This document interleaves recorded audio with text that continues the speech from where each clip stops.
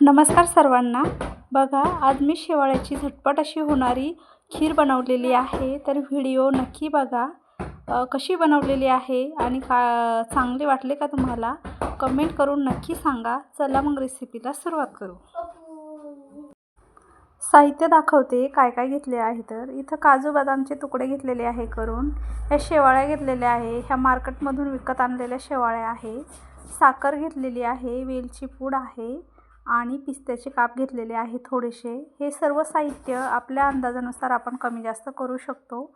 आणि दूध घेतलेलं आहे. आपल्याला खीर किती बनवायची त्यानुसार आपण सगळं साहित्य वाढवू किंवा कमी करू शकतो. आता कढई गरम करायला ठेवली आहे. त्याच्यामध्ये मी तेल टाकलेलं आहे. आपण तूप टाकायचं. तुपामध्ये खीर छान बनते, पण माझ्याकडे तूप नव्हतं तर मग मी यावेळेस तेलच वापरलेलं आहे. आता काजू बदामचे तुकडे जे आहेत ते आपण टाकून फ्राय करून घेणार आहे. काजू बदामचे तुकडे थोडेसे फ्राय झाले की त्यामध्ये आपण शेवाळ्या ज्या आहेत त्या टाकून घेणार आहे, बघू शकता. आणि त्या पण फ्राय करून घ्यायच्या आहेत. तिथे लाईट गेली होती माझी, त्यामुळे थोडंसं कमी दिसायला लागलं होतं.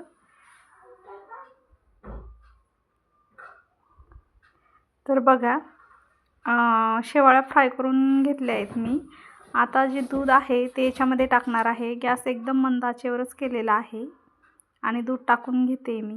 आपल्याला खीर किती बनवायची त्यानुसार आपण दूध टाकायचं आहे.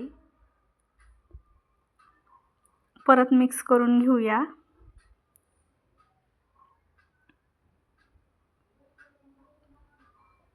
बघा, छान अशा मिक्स करायच्या आहे दुधामध्ये आपल्याला शेवाळ्या. आणि गॅस कमीच ठेवायचा आहे. आता अजून थोडंसं पाणी ॲड केलेलं आहे मी. आपल्याला पाणी ॲड करायचं नसेल तर आपण याच्यामध्ये दूध टाकायचं आणि छान मिक्स करून घ्यायचं आहे आपल्याला. बघू शकता, कमी गॅसच आहे, अजून मोठा नाही केलेला. आता छान मिक्स करून आपल्याला याला उकळून घ्यायचं आहे. छान अशी उकळी काढलेली आहे मी, बघू शकता. आता आपल्याला साखर टाकायची आहे की आपल्याला किती गोड बनवायची त्यानुसार आपण साखर टाकायची आहे. साखर टाकून घेतली. आता फिरवत फिरवत साखर पण विरघळून घेऊया. बघा, आता वेलची पूड आहे ती याच्यामध्ये टाकते. वेलची पूड टाकल्यानंतर छान अशी मिक्स करून घ्यायची आहे. वेलची पूडचा फ्लेवर जर का आपल्याला नसेल आवडत तर आपण नाही टाकले तरी चालते, पण खीरमध्ये खूप छान लागते वेलची. आता छान अशी फिरून फिरून आपल्याला ही खीर शिजून घ्यायची आहे. कमी गॅसवर शिजून घेणार आहे मी झाकण ठेवून. आता बघूया. बघा, किती छान उकळी आलेली आहे आपल्या खीरीला आणि कलरसुद्धा छान आलेला आहे. अजून अशीच उकळून घेऊया आपण थोडा वेळ. जर का आपल्याला जास्त घट्ट करायची असेल तर आपण अजून उकळून घ्यायची, पण थंड झाल्यानंतर ती अजून घट्ट होते. साईडला ठेवून अजून थोडा वेळ होऊ दिली मी. झाकण साईडला ठेवून थोडी आटून घेतली होती. बघू शकता किती छान आपली खीर बनवून तयार झालेली आहे, बघू शकता.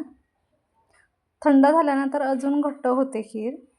मी एवढी घट्ट बनवलेली आहे, जास्त पातळ पण नाही बनवली. आता आपली खीर बनवून तयार झाली. खीर आपली कशी झाली ती कमेंटमध्ये नक्की सांगा. आवडली तर लाईक, शेअर, सबस्क्राईबसुद्धा करा. व्हिडिओ शेवटपर्यंत बघितल्याबद्दल तुमचे सर्वांचे मनापासून धन्यवाद. आणि व्हिडिओमध्ये जर का काही चुकले असेल तर प्लीज माफ करा.